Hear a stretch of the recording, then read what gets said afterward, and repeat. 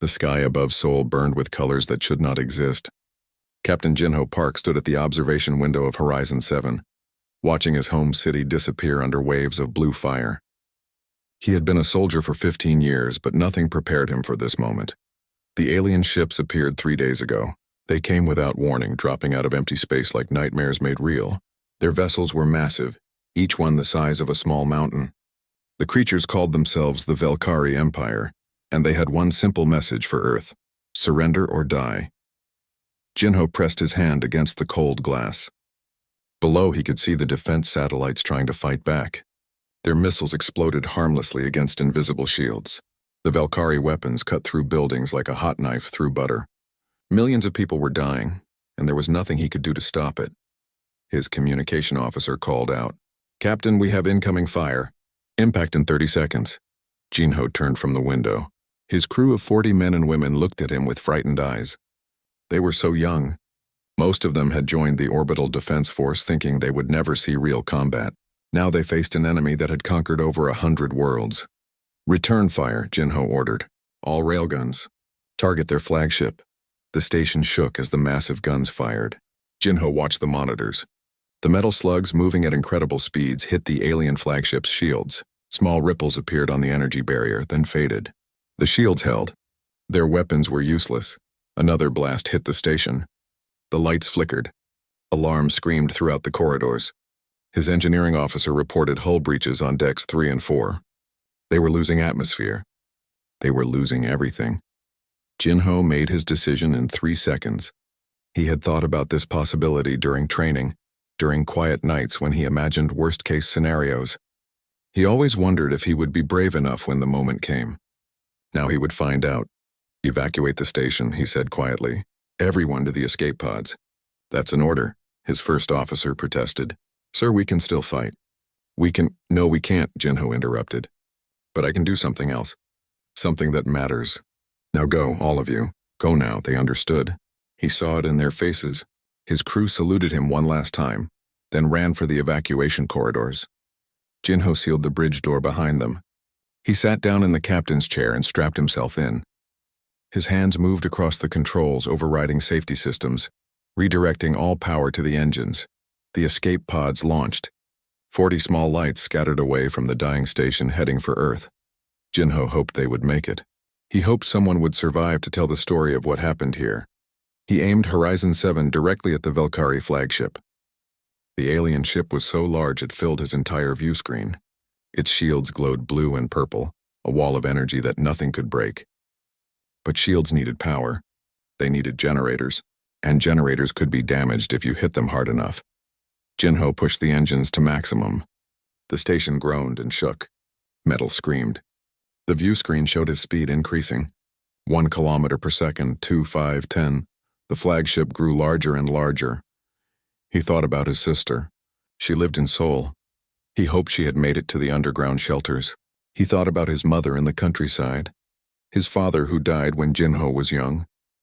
He thought about all the things he would never do, all the life he would never live. The flagship's shields filled his vision. Blue light surrounded him. Heat and noise and impossible pressure. Then nothing. Far below, in a burning city called Daejeon, Dr. Yuna Kim ran through smoke-filled streets. She carried a small data drive in her pocket, the most important piece of technology on Earth.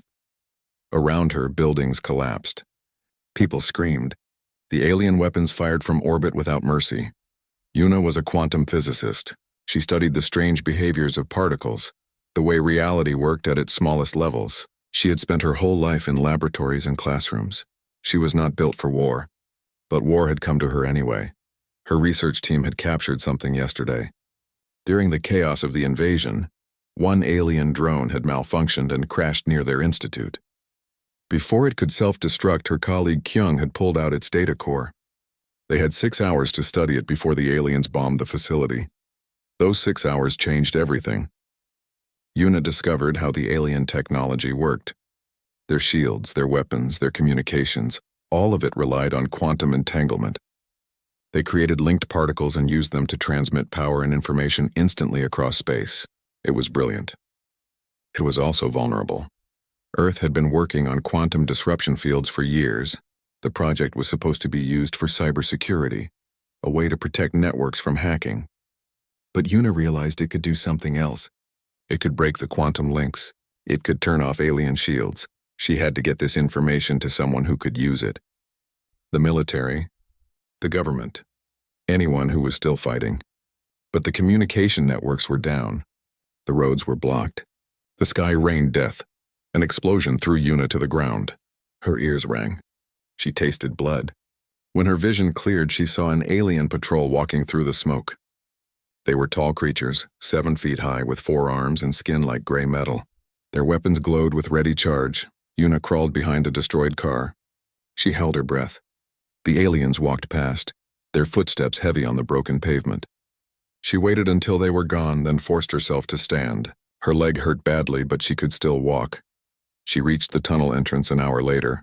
The underground passages ran beneath the entire city. They were built decades ago for emergencies like nuclear war. Now they served as escape routes from something worse. In the darkness below, Yuna found a working military radio. Her hands shook as she entered the emergency frequency. Static hissed. Then a voice answered. "This is General Taewon Lee, Emergency Command. Identify yourself." Yuna took a deep breath. "General, my name is Dr. Yuna Kim. I'm a physicist from Daejeon, and I know how to hurt them." 6 months had passed since the sky burned. The Valkyrie controlled every major city on Earth. Their soldiers patrolled the streets. Their ships filled the orbit. They thought they had won. They were wrong. Corporal Minho Choi crouched in the ruins of what used to be a shopping mall in Busan. Rain dripped through the broken roof. Across the street, an alien patrol moved between the buildings. 4 Valkyrie soldiers carrying energy rifles, searching for human survivors. They would not find Minho and his team. Not until it was too late. Minho had been an engineering student before the invasion. He built robots for factory work. Now he built weapons. The device in his hands looked simple, a black box with a single button. But inside was technology that Dr. Yuna Kim had designed. A quantum disruption field generator. Small, portable, and deadly to alien equipment. He pressed the button. Nothing visible happened. No sound, no light. But 60 meters away, the Valkyrie soldiers stopped walking. Their weapons went dark. Their communication devices died. Even their armor systems shut down. "Now," Minho whispered into his radio. His team fired from 3 different positions. Old-fashioned bullets, the kind humans had been using for centuries. Without their shields and armor, the Valkyrie died quickly. Their bodies fell into the muddy water pooling on the street. Minho and his team disappeared into the tunnels before reinforcements could arrive. This was how the war had changed. The aliens owned the surface, but humanity owned the underground. Every city had become a maze of hidden passages, secret bases, and ambush points. At an underwater facility near the Korean coast, Commander Sora Han climbed into the cockpit of her fighter. The base was new, built in the 6 months since the invasion. Before the Valkyrie came, humanity had been working on deep-sea construction projects. Now those same techniques created hidden military bases on the ocean floor. Sora's fighter was small and fast. The engineers called it a minnow, tiny compared to the alien ships, but quick enough to dodge their fire. She ran through the pre-flight checks, her hands moving automatically. She had flown 60 combat missions. She had seen most of her squadron die. But she kept flying. Her mission today was reconnaissance. The Valkyrie fleet received supply ships every 2 weeks, massive cargo vessels that came from somewhere beyond Earth's solar system. Sora needed to find out where they came from. If humanity could attack the supply line, they could hurt the enemy where it mattered. Her fighter launched through an underwater tunnel that opened into the ocean. She flew low, just above the waves, too close to the surface for the orbital sensors to detect her. Only when she was 200 kilometers from shore did she climb toward space. The stars appeared. So did the enemy fleet. Hundreds of Valkyrie ships surrounded Earth like a metal cage. Sora activated her stealth systems and moved carefully between them. One mistake, one sensor ping, and she would die. She found what she was looking for near Mars. A cargo ship, huge and slow, heading toward the inner system. Sora recorded its trajectory, its speed, its energy signature. Then she noticed something strange. The ship was not coming from the direction of the nearest Valkyrie colony. It was coming from somewhere else entirely. She followed it for an hour, staying hidden, gathering data. When she had enough, she turned back toward Earth. But before she left, she saw something that made her blood freeze. More ships were coming. Not cargo ships, warships. A fleet of Velkari military vessels, bigger than anything she had seen before. They were not heading to Earth. They were running from something. Deep beneath the Himalayan mountains, Dr. Yuna Kim stared at the data on her screen. She had been working for 18 hours straight. Her eyes burned. Her back hurt. But she could not stop, not now. Not when she was so close. The bunker around her stretched for kilometers. It had been a seed vault before the war. A place to store plants in case of global disaster. Now it stored something more valuable. Scientists, engineers, and the knowledge needed to fight back. Yuna had captured more alien technology in the past months. Every crashed drone, every damaged weapon, every piece of equipment that fell into human hands eventually made its way to her laboratory. She studied them all, learning how the Velkari technology worked, finding weaknesses. But today she had found something else, something terrible. She had cracked the encryption on a Velkari data core. Inside was information about their empire, their history, their reasons for coming to Earth. The Velkari were not conquerors by choice. They were refugees. Something was hunting them across the galaxy, an enemy so powerful that the entire Velkari Empire, with its 400 star systems and billions of soldiers, was fleeing in terror. The data called them the Devourers. Ancient machines, intelligent and hungry, they consumed entire civilizations, breaking down planets for raw materials, harvesting technology, leaving nothing but empty space behind. The Velkari had been running from them for 50 years. Earth was supposed to be a resource world. The Velkari needed its metals, its water, its manufacturing capacity. They were trying to build a defense line, a wall of ships and weapons between them and the Devourers. And Earth was just another brick in that wall. Yuna felt sick. The invasion, the millions of deaths, the destruction of her world. It was all because the Velkari were afraid. They had killed so many humans not from hatred but from desperation. She sent an encrypted message to General Taewon Lee. He needed to know this. Everyone needed to know this. General Lee read the message in his command center in Tokyo. The city above him was occupied territory. But below ground, in tunnels and bunkers, the human military still functioned, smaller than before, weaker, but not broken. He called his senior officers to a meeting. 20 people gathered around a table covered in maps and data screens. These were the survivors, the ones who kept fighting when everyone else had given up. The Velkari are running from something, Lee told them. Something worse than they are. And it's coming here. The room went silent. A colonel spoke first. How long do we have? Dr. Kim estimates 6 months. Maybe less. What do we do? Asked another officer. We're barely surviving the Velkari. How do we fight something that scares them? Lee looked at each of them. These were good people. Brave people. They had lost everything but still showed up to fight. He needed them to believe in what came next. We've been building, he said, the Prometheus Initiative. You all know about it. Hidden factories beneath mountains, under oceans, in places the Velkari cannot reach. For 6 months we've been producing weapons, ships, equipment. Not enough to beat the Velkari, not yet. But soon, he activated a screen. It showed a schematic of a warship. Big, powerful. Nothing like Earth had built before. We've learned from them. Stolen their technology, improved it. In 2 months, our first real fleet will be ready. And when it is, we're going to do something the Velkari don't expect. We're going to offer them a choice. What choice? Someone asked. Fight us and die slowly, Lee said. Or join us and maybe survive what's coming. A general from the European sector shook his head. They'll never agree. They hate us. They fear extinction more than they hate us, Lee replied. The Velkari are practical. When they realize we can hurt them, and when they understand the Devourers are coming, they'll negotiate. They have to, he stood up. We have 2 months to build a fleet. Then we take back our planet. After that, we prepare for the real war, the one that decides whether organic life survives in this galaxy. Get to work. The meeting ended. The officers left to carry out their orders. Lee stayed behind, alone with his thoughts. He walked to a window. Through the thick glass, he could see the underground factory levels. Machines worked constantly, building weapons. Human workers and automated systems laboring together. It was impressive. It was also desperately insufficient. 2 enemies. One already here. One coming. And humanity had to defeat them both. Lee smiled without humor. 6 months ago, he would have said it was impossible. But 6 months ago, he thought Earth would fall in 3 days. Humanity had already done the impossible once. Maybe they could do it again. He returned to his desk and began writing orders. There was so much to do, so little time. 1 year after the invasion, the sky above Beijing changed. Valkyrie ships exploded in silent flashes of light. Human fighters, newly built and deadly, swarmed through the orbital space like angry insects. The counterattack had begun. Admiral Jinho Park stood on the bridge of the UES Defiant, watching the battle unfold.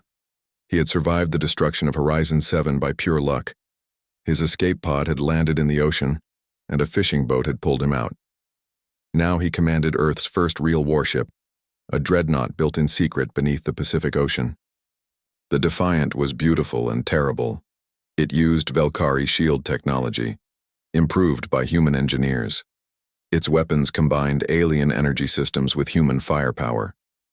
Most importantly, it had quantum disruption missiles, weapons that turned off enemy shields before the main guns fired. Target the cruiser on our left, Jinho ordered. Disruption missiles first, then railguns. His weapons officer complied. 6 missiles launched, too fast for the Valkyrie to intercept. They hit the enemy cruiser's shields and detonated. The shields flickered and died. Then the Defiant's railguns fired. Solid metal slugs moving at a fraction of light speed punched through the cruiser's hull. The alien ship broke apart. Around the Defiant, more human ships fought. Cruisers, destroyers, corvettes. A fleet built in 8 months of desperate work. The Prometheus factories had worked without rest, churning out vessels faster than anyone thought possible. And now they were winning. Commander Sorahan led Raptor Wing through the chaos. Her fighter group consisted of 20 pilots, flying the new Prometheus-class fighters. They were small and quick, armed with disruption missiles and plasma cannons. The plasma technology came from captured Valkyrie weapons, but humans had made it better. She targeted a Valkyrie destroyer. Raptor 3 and 4, with me. Everyone else, cover the Defiant's flanks. Her wingmen followed her in. They flew in a pattern the Valkyrie could not predict. Random, chaotic, human. The alien computers tried to calculate their next moves and failed every time. This was the human advantage. They did not think like machines. Sora fired her missiles. The destroyer's shields went down. She followed with plasma cannons, burning holes in the alien hull. Then she was past it, already hunting the next target. On the ground, Colonel Minho Choi led his soldiers through the streets of Beijing. The city was a war zone. Human forces pushed forward while Valkyrie troops tried to hold their positions. Above them, the space battle raged. Burning debris fell from orbit like deadly rain. Minho's unit had grown. What started as 40 resistance fighters was now a battalion of 500. They carried the best weapons Earth could provide. Disruption rifles, plasma grenades, armor with built-in shields. They had become professional soldiers. An alien strongpoint blocked the street ahead. Heavy weapons, force fields, 30 Valkyrie troops. A month ago, this would have been impossible to take. Now Minho had options. Get me a targeting lock, he told his communications specialist. Orbital support requested. 30 seconds later, a beam of blue light came down from space. It was the Defiant, using its precision weapons to support ground forces. The beam hit the Valkyrie strongpoint. The force fields overloaded. The weapons melted. The building collapsed. Minho's soldiers advanced. Some Valkyrie fought to the death. Others surrendered. The concept of alien prisoners would have seemed strange a year ago. Now it was routine. By sunset, Beijing was liberated. The Valkyrie forces retreated to their remaining strongholds. The humans had won their first major city. In space, Admiral Jinho called a ceasefire. The Valkyrie fleet was broken. Ships drifted without power. Others fled toward deep space. He opened a communication channel to the enemy flagship. This is Admiral Park of the Human Defense Fleet. You have one chance to surrender. Take it. The response came from War Leader Throne, the Valkyrie commander. His voice sounded like grinding metal. You have grown strong. This was unexpected. We're full of surprises, Jinho replied. We're also reasonable. Surrender now and we'll negotiate terms. Keep fighting, and we'll destroy every ship you have. There was a long pause. Then Throne said, We will speak to your leaders. Send coordinates for a meeting. The transmission ended. Jinho allowed himself to breathe. They had won. Not completely, not yet. But for the first time in a year, Earth had hope. General Taewon Lee prepared for the meeting on Mars. The planet had been chosen as neutral ground. Neither side controlled it. The meeting would take place in an old research station, now retrofitted for this purpose. Lee brought a small team. Dr. Yuna Kim to explain the technical details. Admiral Jinho Park to represent the military. Commander Sora Han, because her discovery of the supply lines had proven crucial. And Colonel Minho Choi, because he understood how to fight the Velkari better than anyone. The Velkari delegation arrived first. War Leader Throne was enormous, even for his species. His forearms ended in hands that could crush steel. His eyes were like black glass. He looked at the humans with something that might have been respect. You were supposed to die quickly, Throne said. All the other species did. You should have broken after the first week. We're stubborn, Lee replied. It's a human trait. But we're not here to trade insults. We're here because we both have a problem. The Devourers, Throne said. It was not a question. Yes, Dr. Kim, please explain. Yuna stepped forward. She had prepared a presentation, but decided to keep it simple. We know they're coming. We've detected their fleet at the edge of the solar system. They'll be here in 4 months, maybe less. Throne's posture changed slightly. Fear, perhaps, or anger. You should not have that information. We took it from your data cores, Yuna said. We know what they are. We know what they do. We know you've been running from them for decades. They are extinction, Throne said quietly. They are the end of all biological life. We have fought them for 50 years. We have lost 70 colonies. Billions of our people have died, and they keep coming. Lee leaned forward. Then stop running. Stand and fight. With us. Throne made a sound like harsh laughter. You think your small fleet can stop them? You think your disruption weapons will save you? The Devourers are not like us. They learn. They adapt. Every weapon you use, they copy and improve. Every tactic you employ, they counter within hours. They are relentless. They've never fought humans before, Minho said. He had been quiet until now. They've fought the Velkari, who are strong and organized. But we're different. We're chaotic. We don't follow the rules. We do things that don't make logical sense. Insanity is not a strategy, Throne replied. It is when the enemy only understands logic, Sora added. Your people fight by calculation. The Devourers think like machines. But humans? We're random. We're emotional. We make decisions that no computer would predict. Thrawn looked at each of them. You believe this gives you an advantage. I believe it gives us a chance, Lee said. Alone you'll lose. Alone we'll lose. Together we might survive. Those are the only options on the table. Silence filled the room. Throne turned to his own advisors. They spoke in their own language, harsh and guttural. The humans waited. Finally, Throne turned back. We will need access to your Prometheus factories. We will need your disruption technology, and we will need your tactical expertise. Agreed, Lee said. In return, we need your fleet. All of it. Every ship you can bring to this system, and we need your industrial capacity, your shipyards, your manufacturing worlds, everything. You ask for much. I'm asking for a partnership, an alliance, not because we like each other, but because we want to live. Throne extended one of his 4 hands. It was a gesture he had learned from watching humans. Then we have an agreement. The Velkari Empire and humanity will stand together. Lee shook the alien hand. The skin felt like cold stone. Then let's get to work. We have 4 months to prepare for the end of the world. Dr. Yuna Kim began organizing joint research teams, human scientists and Velkari engineers, working together to improve the disruption technology. The language barrier was difficult, but they managed, Admiral Jinho Park coordinated the combined fleet. Human ships and Velkari vessels, training together, learning each other's tactics. It was awkward at first. There was still hatred on both sides, still pain from the year of war. But they worked through it. Commander Sora Han trained Velkari pilots. They were good flyers, precise and skilled, but they lacked creativity. She taught them to think like humans, to take risks, to trust instinct, to embrace chaos. Colonel Minho Choi formed integrated ground units, human infantry alongside Velkari shock troops. They did not trust each other yet, but they would learn. They had to. And on Earth, in orbit, on Mars and Venus and the asteroid belt, the factories ran without stopping. They built ships, they built weapons, they built the wall that would hold back the darkness. 4 months to save everything. 4 months to prove that biological life could survive against machines. The clock was ticking.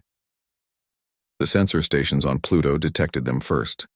Thousands of signals moving toward the inner solar system. Not ships, structures. Each one the size of a city made of metal and purpose. The Devourers had arrived. Admiral Jinho Park stood in the Joint Command Center on the Defiant. Around him, human and Velkari officers worked together at shared stations. The transition had been difficult. 3 months of training, arguing, and learning to trust. But they had made it work. War Leader Throne stood beside him, studying the same displays. They are larger than our projections predicted, and there are more of them. How many? Jinho asked. Initial count shows 40,000 units. Our combined fleet numbers 15,000 ships. The numbers were bad. But numbers were not everything. Jinho had learned that during the Velkari invasion. A smaller force could win if it was smart, if it was brave, if it refused to give up. We hold at Neptune, Jinho decided. The gas giant gives us tactical options. We can use its gravity, its moons, and if we have to fall back, we have defensive lines at Saturn and Jupiter. Retreating will cost us time, Throne warned. Every day they move closer to Earth. We're not going to retreat, Jinho said. But we need to be ready for anything. These things adapt. They learn. We can't fight them the same way twice. Commander Sora Han briefed the fighter pilots in the Defiant's hangar bay. 300 humans and 200 Velkari standing together. The Velkari pilots still looked uncomfortable in the smaller human fighters, but they had learned to fly them. The Devourers use drone fighters, Sora explained. They're fast and they're smart, but they're also predictable. They calculate probabilities. They choose the most efficient attack pattern. We're going to exploit that. She pulled up a tactical display. You're going to fly in ways that don't make sense. Random turns, illogical maneuvers. Make them waste time trying to figure out what you're doing. While they calculate, you shoot. A Velkari pilot raised one of his hands. This goes against all combat doctrine. Exactly, Sora said. That's the point. The Devourers have fought the Velkari for 50 years. They know your doctrine. They've never fought humans. They don't know what we'll do next. Hell, half the time we don't know what we'll do next. Some of the human pilots laughed. The Velkari did not understand the humor, but they trusted Sora. She had shot down more enemy craft than anyone. If she said chaos was a weapon, they would use chaos. Colonel Minho Choi prepared the boarding teams. They were a mix of human marines and Velkari warriors. Their mission was the most dangerous. They would board Devourer ships and destroy them from inside. The Devourers process organic matter, Minho told his troops. They capture living beings and break them down for raw materials. We've seen the footage from Velkari encounters. It's not pretty. If you get captured, you won't die clean. He paused, looking at the faces around him. Young humans and ancient Velkari all preparing to face nightmare. But here's the thing, Minho continued. These machines think they're perfect. They think they've calculated every possibility. They haven't calculated us. They haven't planned for soldiers who will fight past the point of logic, who will hold a position even when the math says they should run. That's our advantage. He held up a disruption charge. These devices will shut down their internal systems. Plant them in the right place and the whole ship goes dark. We've got 4 hours of air in our suits. That's 4 hours to cause maximum damage before extraction, a human sergeant asked. What if extraction isn't possible? Minho met his eyes. Then we make sure our deaths cost them everything we can take. It was a hard answer. But these were hard times. Every person in this room had volunteered, knowing they might not come back. Dr. Yuna Kim worked in her laboratory on Mars. She had not slept in 2 days. The quantum disruption cascade was almost ready. It was her masterpiece, her contribution to the war effort. The device was small, barely larger than a suitcase, but its effect would be massive. When activated near a Devourer mothership, it would send a pulse through their quantum network. Every connected ship would experience system failure. For a few minutes they would be blind, deaf, and helpless. A few minutes. That was all Una could guarantee. But in battle, a few minutes could mean everything. Her assistant, a young woman named Hannah, brought her coffee. "Doctor, you should rest. The device is ready. The simulations all worked." "Simulations aren't real combat," Una said. "If this fails, if there's any flaw in the design, people die. Millions of people. If you collapse from exhaustion, people die too," Hannah pointed out. "You've done everything possible. Now you have to trust your work." Una knew she was right. But it was hard to rest when the fate of 2 species depended on her equations being correct. General Taewon Lee addressed the combined fleet from his command post on Mars. His speech was broadcast to every ship, every station, every soldier. 60 years ago, humans first went to space, he began. We dreamed of exploring the stars, of finding other life. We imagined first contact would be peaceful. We were wrong. The Valkyrie came to conquer us. They killed millions. They burned our cities. And we hated them for it. But now we know the truth. They were running from something worse. And that something is here. The Devourers don't want our surrender.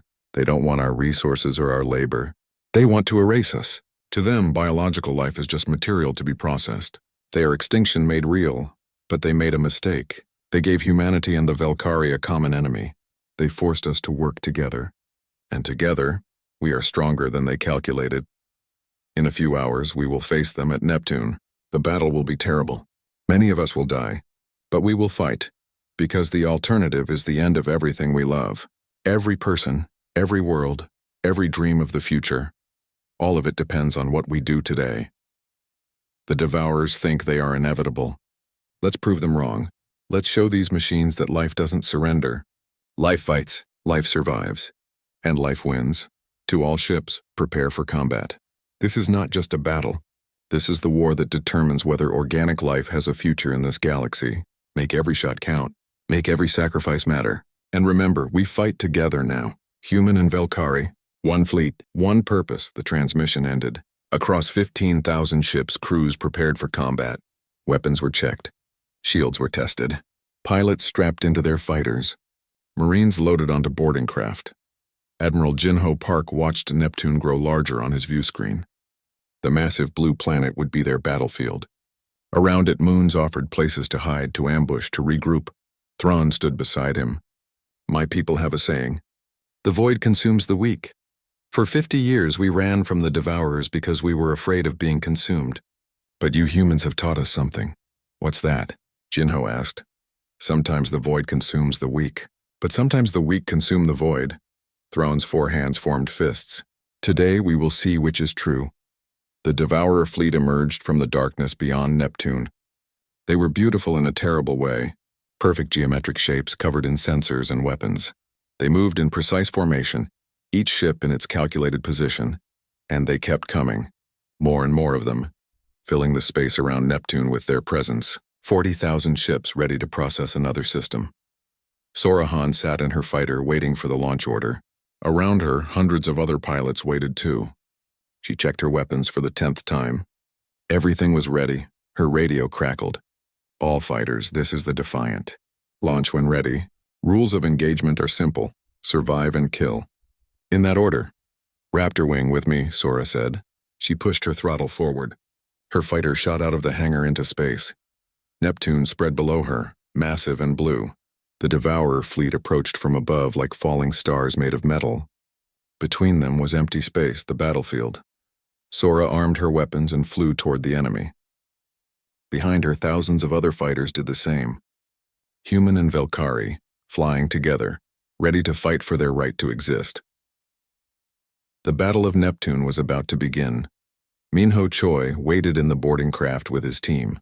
20 soldiers in powered armor, carrying enough weapons to level a building. They would not launch until the main battle created chaos. Then they would slip through, find a target, and do what they did best. Destroy everything. Yuna Kim stood in the stealth ship Whisper holding her disruption device. The ship was small, fast, and almost invisible to sensors. Its mission was to get her close enough to the Devourer mothership to deploy the cascade. She was terrified, but she was also determined. Everything depended on this moment. All the years of study, all the research, all the loss, it all led here. The pilot looked back at her. "Doctor, we're approaching the battle zone. Once we enter, there's no turning back," Yuna nodded. "Then let's not turn back. Let's finish this." The Whisper's engines engaged. The ship moved forward, disappearing into the darkness, heading toward the heart of the enemy fleet. And in the command center of the Defiant, Admiral Jinho Park gave the order that would start the last war. "All ships, this is the Admiral. Engage the enemy. Show them what happens when they threaten our home." The combined fleet opened fire. Blue energy beams and solid projectiles crossed the space between the fleets. The Devourers returned fire with weapons that could vaporize mountains. The battle had begun. The space around Neptune exploded with light and death. 15,000 Allied ships faced 40,000 Devourer constructs in the largest battle anyone had ever seen. The numbers were against them, but numbers had to fight courage.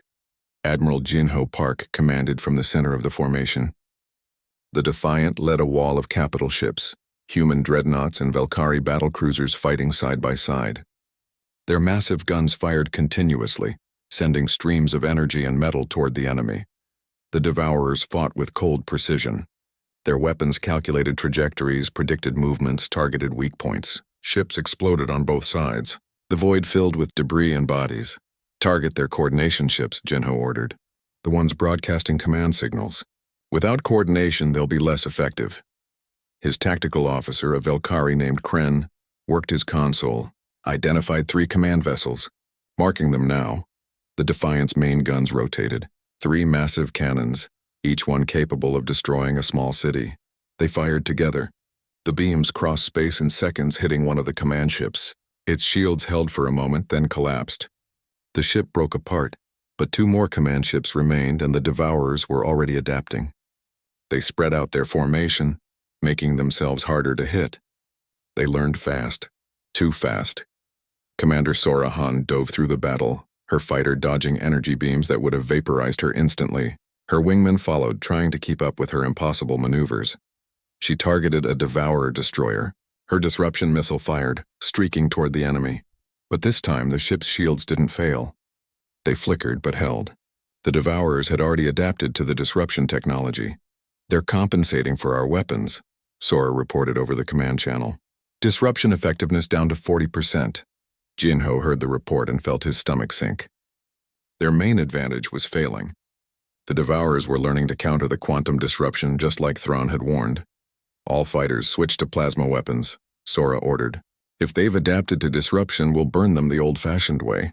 She armed her plasma cannons and fired. The super-hot projectiles hit the destroyer's hull, melting through armor. It was slower than disruption missiles, but it worked. Around her, 300 fighters engaged the enemy drones. The Devourer drones were fast and accurate, but the human and Valkyrie pilots had learned to be unpredictable. They flew in patterns that made no logical sense. Sudden turns, random climbs, chaotic formations.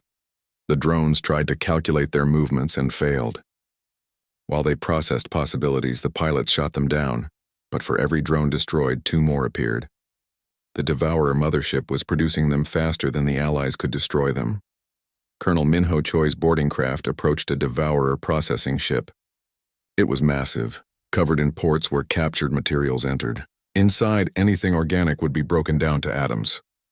"Ready for breach," Minho told his team. His suit system showed 20 soldiers, all green. Human Marines and Valkyrie warriors prepared to die together. The craft attached to the hull. Cutting lasers burned through the metal. 30 seconds later, they had an opening. Minho went through first. Inside was darkness and the sound of machinery. His helmet lights showed corridors of black metal pulsing with energy. "Plant the charges," he ordered. "We've got 4 hours of air. Use 3 hours to destroy the ship, 1 hour to get out." They moved through the corridors quickly. Every 100 meters, they placed a disruption charge. The Devourers knew they were inside. Automated defenses activated, shooting at them from the walls. But Minho's team was prepared. They destroyed each defense system and kept moving. A human corporal named Day found the processing center. Through a window, she saw the horror inside. Captured beings, some Velkari, some from other species, being broken down by machines. It was industrial murder. "We're ending this," Day said quietly. She placed extra charges around the processing center. When they detonated, this nightmare would end. The stealth ship Whisper slipped between Devourer ships like a ghost. Dr. Yuna Kim stood in the small cockpit, watching their progress. They were halfway to the mothership, but the journey was getting harder. "Enemy sensors are sweeping more frequently," the pilot said. "They know something is out here. Can we make it?" Yuna asked. "Maybe, if we're lucky." They kept flying. The mothership grew larger ahead, a construct the size of a moon, bristling with weapons and construction bays. It was the heart of the Devourer fleet. If Yuna could disable it even for a few minutes, the battle could turn. An energy beam passed close enough to shake the ship. Then another. The Devourers were firing blindly, trying to hit anything hidden in the darkness. "We're not going to make it at this speed," the pilot said. "They'll hit us eventually." Yuna made a decision. "Forget stealth. Give me maximum speed. We'll reach the mothership before they can target us properly." "That's insane. Do you have a better idea?" The pilot pushed the engines to full power. The Whisper shot forward, accelerating past Devourer ships. Alarms screamed as weapons locked onto them. Energy beams missed by meters. A missile exploded close enough to damage their shields, but they were fast. Faster than the Devourers expected. They closed the distance to the mothership in 90 seconds. "We're in range," Yuna said. She activated her device. The quantum disruption cascade began. Nothing visible happened at first. Then the mothership's lights flickered. Entire sections went dark. The energy readings dropped. The cascade was working, spreading through the quantum network like fire. All around Neptune, Devourer ships began to fail. Their weapons stopped firing. Their shields collapsed. Their coordination vanished. "All ships, this is the Defiant," Jinho broadcast. "The enemy is vulnerable. Hit them now. Hit them with everything." The Allied fleet opened fire with renewed fury. Ships that had been impossible to kill suddenly exploded under concentrated fire. Fighters tore through disabled drones. Boarding teams planted charges on ships that could no longer defend themselves. For 3 minutes, it was a massacre in reverse. The Devourers, so precise and deadly, became helpless targets, but only for 3 minutes. The mothership systems rebooted. Emergency protocols activated. The quantum network reconnected. The Devourers came back online, and they were angry. Their weapons fired with doubled intensity. They had learned from the disruption. They had adapted, and now they fought with something that looked almost like rage. Sora Han saw her squadron getting torn apart. 6 fighters destroyed in 10 seconds. The Devourers weren't just shooting. They were predicting movements, firing where ships would be, not where they were. "They've analyzed our flight patterns," she realized. "They know how we move now." She had to change tactics again. But what could she change to? They had used unpredictability. They had used chaos. What was left? Then she understood. The Devourers learned from observation. They adapted to what they saw. So the answer was simple. Don't let them see.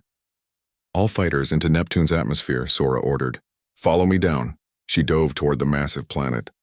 Behind her, the surviving fighters followed. The Devourers pursued, firing constantly. Neptune's atmosphere was violent. Wind speeds over 1,000 kilometers per hour. Pressure that could crush metal. Storms larger than Earth. No sane pilot would fly here. Sora flew anyway. The blue clouds swallowed her fighter. She could barely see.